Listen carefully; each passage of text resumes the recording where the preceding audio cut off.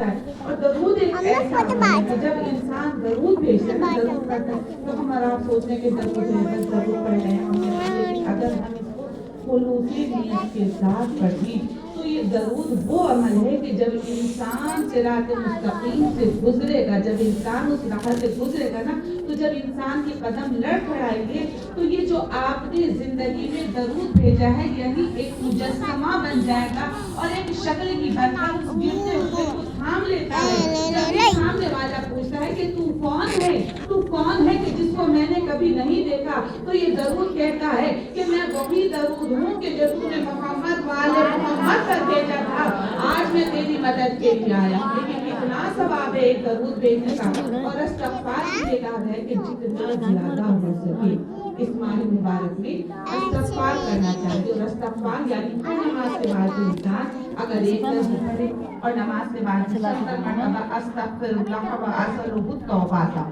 یہ انسان پڑھے کتنی فضیلت ہے. لیکن استغفار کی ایک تو ہمارے نماز کی عادت بنی ہوئی ہے, استغفر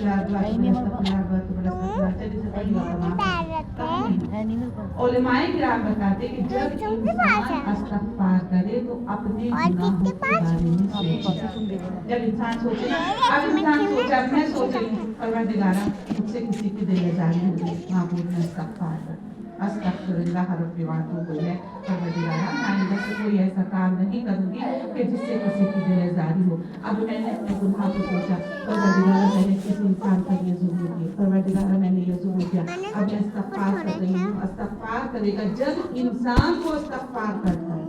اور اس ایک استغفار کی تسبیح کے مکمل ہونے کے بعد دیکھیے گا آپ کا دل کتنا مطمئن ہو جاتا ہے. کیوں؟ کیونکہ اپنے گناہوں کا اعتراف ہم نے اپنے معبود کے سامنے کیا. اب ہمارا دل مطمئن, ہم نے بھی یہ